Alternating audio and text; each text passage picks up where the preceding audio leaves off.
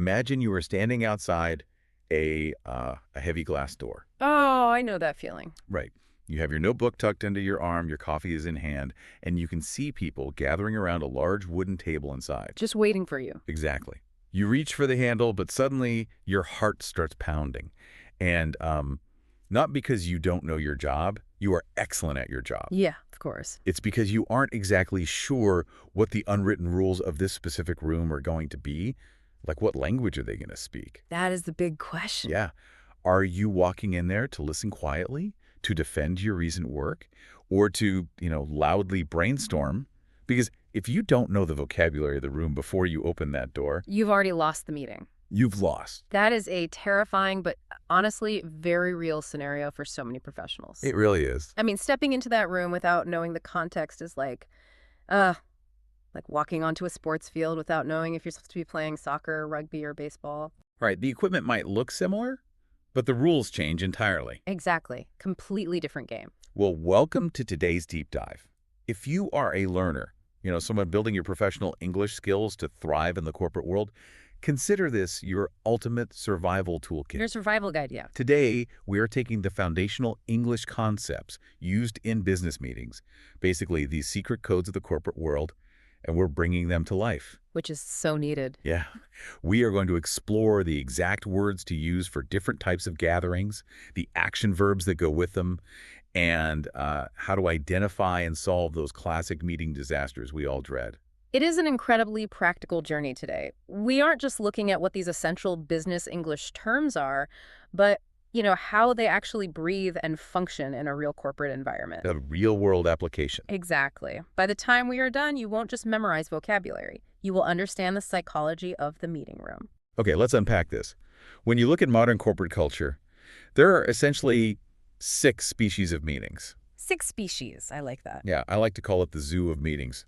Because before we can even talk about managing a meeting or fixing a broken one, we first need to know exactly what kind of animal we are dealing with. Right. Because they certainly aren't all the same. No, not at all. I mean, identifying the primary purpose of the gathering is the crucial first step here.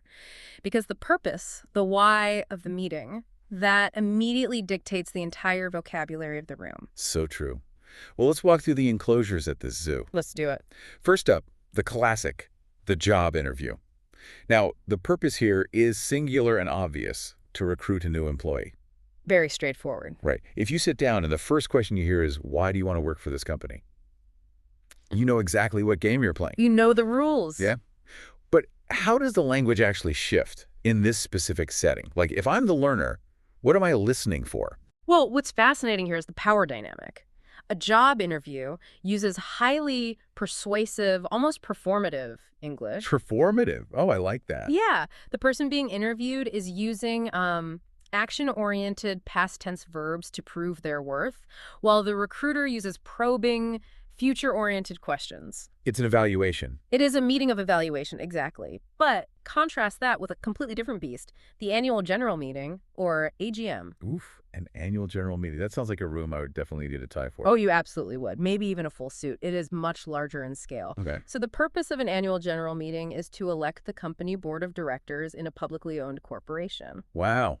Okay, so no casual Fridays there? No casual chat at all. It has legal and structural implications for the entire business. So the language here is highly formal. It's driven by corporate law, shareholder rights, massive financial reports. Right. But I have to ask, though, for our listener who might be a mid-level manager or, a technical specialist, why do they need to know the vocabulary of an AGM? It's a fair question. I mean, they might never actually be invited to one in their whole career. That is a fair point, but you have to understand the trickle-down effect of corporate vocabulary. Trickle down. Yeah, the decisions and the specific phrasing used in the AGM, words regarding dividends, restructuring, or board mandates, they will inevitably end up in the emails and smaller meetings you do attend weeks later. Oh, wow. Yeah, that makes sense. Understanding the source language helps you interpret your boss's new directives. Okay, so you're learning the language of the people driving the ship, basically. Precisely. Got it. Now, let's jump to something almost every professional deals with daily, the teleconference.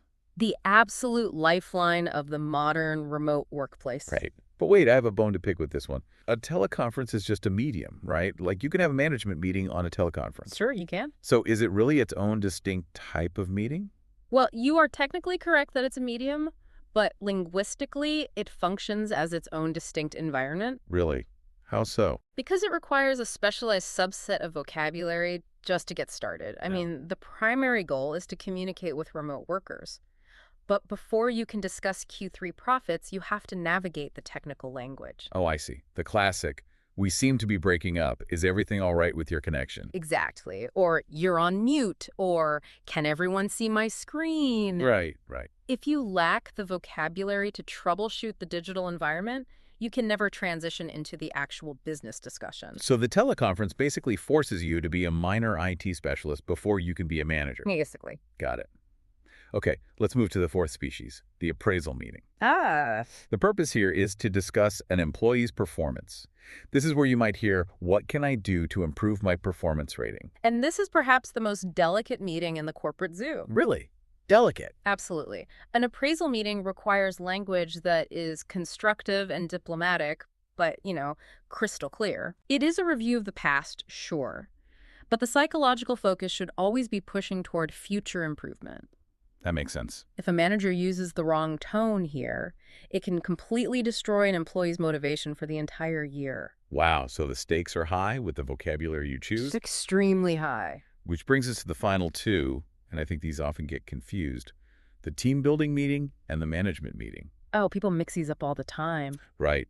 To me, a team building meeting is like relationship counseling for coworkers, whereas a management meeting is the steering wheel for the whole company. I think that analogy captures the difference perfectly. Yeah. So in team building, the goal is to strengthen relationships and resolve conflicts. You are using empathetic language. Exactly. Lots of how do we feel about this and let's work together. Right. But in a management meeting, you're there to solve problems, make decisions, and set policy. It's all business. Yeah, you're going to hear hard directives like, I think we really need to start cutting costs, or, so let's review last year's financial results.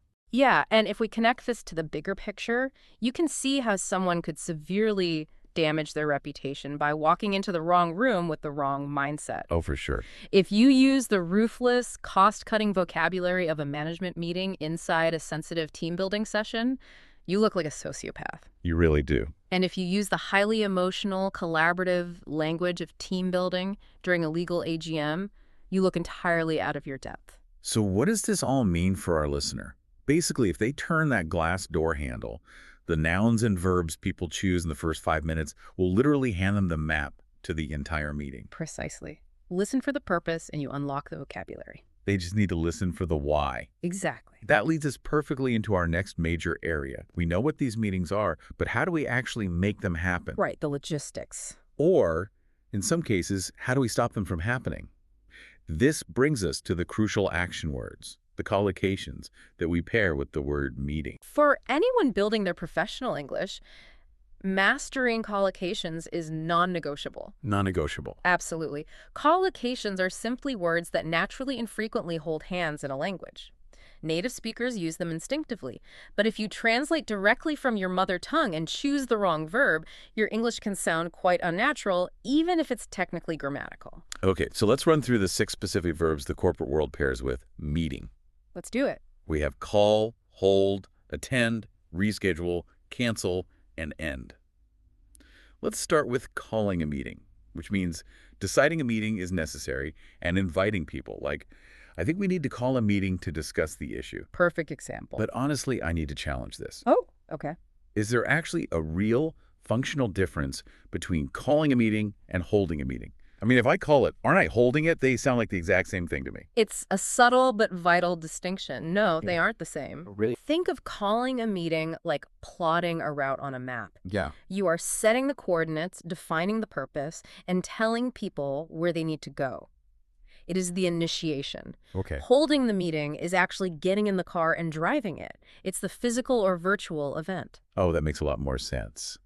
Calling is the initiation, holding is the execution. Exactly. So an HR manager might call a job interview on Monday, but they don't actually hold the interview until Friday. That's right. The interview is actively taking place when it is being held. Got it. Now, what about the people who receive those invitations? They attend the meeting, Yes, they do. meaning they simply show up. Are you going to attend tomorrow's meeting? Yeah, But let me ask you this. Why not just say, are you going to the meeting? good point. Is using attend just a way to sound unnecessarily fancy? Do we risk sounding like robots? It's a fair question. You certainly can say go to, and in very casual office environments, people do. Yeah. But attends signals a level of professional engagement. Think about it when you go to a movie, you sit passively and watch. Right. I'm eating popcorn. Exactly.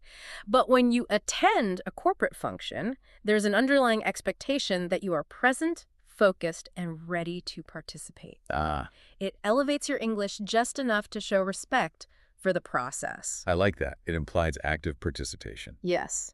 But let's be real. Life happens. Schedules clash. That gives us our next two verbs, reschedule and cancel. And I imagine mixing these two up could cause some serious workplace drama. Absolute chaos. I mean, to reschedule means to change the time or date. The timeline is shifting, but the event survives. Like, I can't make it on Friday. Can we reschedule the meeting for Monday? Perfect. So you're preserving the map, just changing the departure time. Right. But to cancel a meeting means destroying the map entirely. It is wiped off the calendar. Gone. Like, everybody was on sick leave, so the manager decided to cancel the meeting. It's dead. Wow. So if you tell a client you are canceling when you actually just meant you needed to reschedule, They might think they just lost your business. that is a high-stakes vocabulary error right there. Zilch. And finally, we have end. When the business is concluded or the clock runs out, you end the meeting. Like, it was getting late, so the boss decided to end the meeting. And notice, we don't usually say finish the meeting in natural business English, even though it makes logical sense. We end it. We end it. Okay, so you plotted the route on the map. You drove the car. Everyone is attending. We're in the room. The meeting is happening right now in that big glass boardroom. But suddenly, Mm. it is a disaster. People are checking their phones, someone looks like they're asleep, and one guy is yelling about printer ink. Why do meetings fail so often? Let's define the common problems. This is where theory hits reality. I mean, despite our best intentions and perfect vocabulary, human psychology often derails the room. So true. There are 6 specific operational failures we really need to look at. Let's diagnose these. Symptom number 1, things are behind schedule, which basically means you plan for an hour, you're 45 minutes in, and you are still staring at the very first item on the agenda. The worst feeling. Is this just a time management issue, Yeah. or is something deeper happening? It's usually a symptom of a deeper structural flaw. I mean, sometimes it's Parkinson's law, the idea that work expands to fill the time available for its completion. Oh, right. If you give an agenda item 30 minutes, people will talk in circles for 30 minutes. But frequently, being behind schedule is actually a direct result of symptom number 2, participants dominating the meeting. Oh, we all know this person. The person who loves the sound of their own voice. Definitely. But dominating is a heavy word. It is highly descriptive.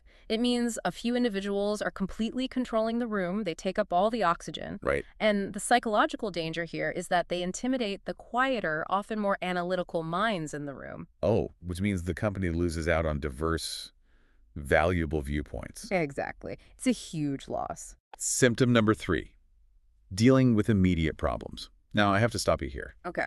If the building is on fire, just put it out. How is dealing with an immediate problem a failure of a meeting?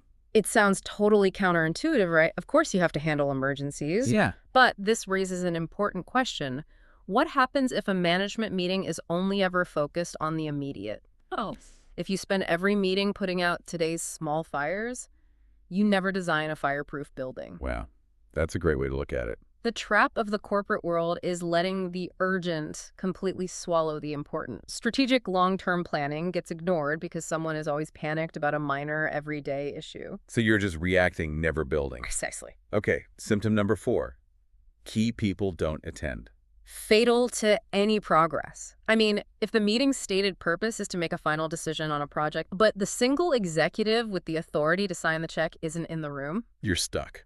everyone else is just wasting their breath. It's like putting on a play without the lead actor. Which naturally leads us to a massive failure. Symptom number 5, no follow-through. Yes. Now, for our listener trying to deeply master these nuances, can you explain the mechanism behind the phrasal verb follow through? Because, I mean, it sounds like a sports term. Yeah, if we connect this to the bigger picture, it originates in sports like following through on a golf swing or a tennis stroke. Right. But in corporate English, it points to the gap between intention and real-world action. Hmm. To follow through means people actually execute the tasks that were discussed, but after the meeting ends. Okay. You can have a wonderful collaborative 2-hour session where everyone agrees on a brilliant new strategy. High fives all around. Exactly. But if everyone walks out of that room, sits at their desk, and just returns to their old habits, there was zero follow-through. People didn't do or complete what was planned. It's the psychological phenomenon of diffuse responsibility, isn't it? Like, if Uh, the whole room agrees we should do something, nobody actually feels personal pressure to do it. Exactly. Is a dangerous word in a meeting. If everyone is responsible, no one is responsible. Wow. That brings us to the final symptom of a sick meeting, getting sidetracked. Oh, this one's classic. Let me put it this way. Getting sidetracked is like going to the grocery store specifically to buy milk and leaving an hour later with 3 potted plants, a fashion magazine, and absolutely no milk. Yes, You completely lost the main goal. completely. You start off discussing the Q3 software budget, and suddenly 2 managers are passionately debating what color the break room walls should be painted. It is the ultimate enemy of efficiency. Getting sidetracked means discussing issues completely irrelevant to the stated why of the meeting. So we've diagnosed the patient, the meeting is sick, it's bloated, and it's off course. But we can't just complain about it. No, we need solutions. We promised our listeners a survival toolkit, which means we need the cures. How do we rescue these meetings using the specific solutions provided in our notes? Well, the good news is that for every psychological and structural failure, there is a structural solution. Let's pair them directly. Let's start with meetings constantly running behind schedule. How does the person holding the meeting fix this? It requires an understanding of cognitive bandwidth. The solution is to restructure your agenda so that topics requiring heavy debate and complex discussion are placed at the very beginning of the meeting. But wait, if you put the heaviest, most contentious topics at the very beginning, don't you risk exhausting the room in the first 20 minutes? Yeah. How do you keep the momentum going? You do risk exhausting them, but that is exactly the point. Wait, really? Yes, the human brain experiences decision fatigue. You want them exhausted while debating the million-dollar strategic shift, not while deciding on the break room paint. Ah, I see. You leverage the room's peak cognitive energy for the things that actually matter. You can breeze through the easy administrative updates at the end when everyone is tired. That is fascinating. Okay, what about the dominating participants? How do you silence the loudest person in the room without causing a massive HR incident? Right, you don't want that. This requires high emotional intelligence. The fix isn't necessarily to publicly silence the loud person, it's to privately empower the quiet ones. Oh, awesome. The solution is for the manager to invite opinions from quiet individuals in private, perhaps before or after the main meeting. Oh, great. By speaking to them one-on-one, you ensure their valuable insights are captured, even if they were intimidated by the dominating voices during the actual teleconference. That is genuinely great leadership. It really works. Now, how do we escape the trap of only dealing with immediate, urgent problems? How do we stop putting out fires? You have to build a fence around your strategy. A fence? Yeah, you must force the long-term view into the schedule by carving out protected time. The solution is to include at least one item for discussion focused on something strategically important, but entirely non-urgent. If you don't aggressively protect that time, the everyday emergencies will always eat it. Protect the strategy. I love that phrasing. Now, what do we do when key people just aren't attending? When the lead actor refuses to show up to the play? Well, if key decision makers are skipping out, they are sending you a message. They are telling you they don't believe the meeting is valuable, and honestly, they might be right. Really. Here's where it gets really interesting. Right. If a meeting is fundamentally just sharing information or announcements, are you saying we shouldn't even call it? Absolutely. The solution is, if it's just for announcements, use an email instead. Canceling an unnecessary meeting is a corporate superpower. Oh, wow. If you don't require debate, complex collaboration, or a collective decision, you do not need a meeting. A well-crafted email is far more respectful of everyone's time. So meetings seem worth attending when you finally do have them. Exactly. By ruthlessly canceling pointless meetings, you build trust. So when you do call a meeting, those key people will actually attend because they know you aren't going to waste their time. That changes the whole paradigm.